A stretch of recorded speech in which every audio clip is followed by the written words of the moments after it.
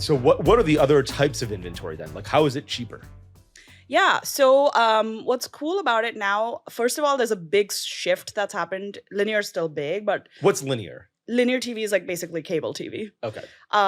So it's And still so no ABC, no NBC, just cable. cable, anything Cable and broadcast is how you can Broadcast, think of it. yeah. Yeah. Also, So what can is we- not linear then? Yeah, let's explain the other types too. Yeah. Yeah. So the other type is streaming, essentially. And linear, Hulu, Netflix, everything, Okay. right? Like anything that you watch via Roku device or Yeah. anything like that.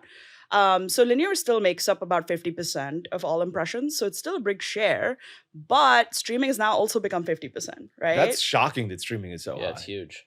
Because like Netflix has just turned on ads. Prime Video still doesn't have ads. Hulu does, but not for all customers. So like when you say 50, or like streaming is 50%, I would say of that 50%, probably the vast majority has no ads. Is that correct or not correct? So that's the shift that is happening. I believe most streaming is ad supported.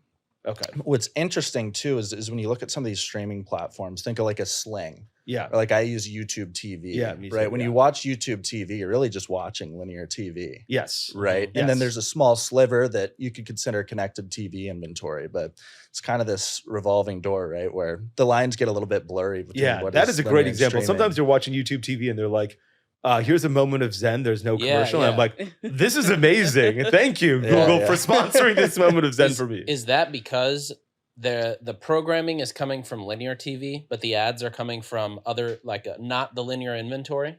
So most of the ads actually are coming from the linear inventory. Okay. When you watch something like But then like why is there YouTube that TV. gap? That gap will be YouTube TV maybe held on to a piece of inventory that didn't get sold. Got it. Yeah. Got it. They'll hold Wow. a sliver for their platform. Got it. Wow. And so is connected TV the same as streaming? Is that what you refer to as I would connected? consider them both. Like, so streaming, you kind of consider an umbrella, right? You have what we call like over the top or OTT. This is like your Hulu, where just it's piped in. Essentially, they call it over the top. It's like over the top of a cable box, right? So it's piped in on your Wi-Fi. That's why it's called over You the can top. watch Hulu on your laptop, on your phone, Yeah. or on a connected TV device. CTV will more refer to like targeting a Roku device, right? So And when how there's is a that device different? plugged in. Yeah. Yeah. I'm sorry. Wait, how is that different? Because Hulu is coming over the top through my Roku device or through my Chromecast. How is connected TV different from that? Connected TV more so refers to the device because you can target by the device as an advertiser. Got it. Got it. Yeah. And that'll take higher priority of the inventory versus what would come in through Hulu's programming. I'm actually not 100% sure how the dynamics would work there. Yeah. Most inventory is sold directly. Mhm. And so that's going to be from, the content providers, the publishers, Yeah. directly to brands or agencies, Wow. et cetera. So then with Tatari, so even going back to the upfronts, does Tatari go to upfronts and say, we're going to buy out all of this, and then you become a market, you buy it at, $2 CPM, you guys run it through your platform, you'll flip it for $3 CPM, but you're allowed brands to buy it in smaller batches? So we will go through the upfronts for specific clients, right? So we will, if Fabletics wants to We should do the that, Nick. upfronts, Yeah, we should go. we will move.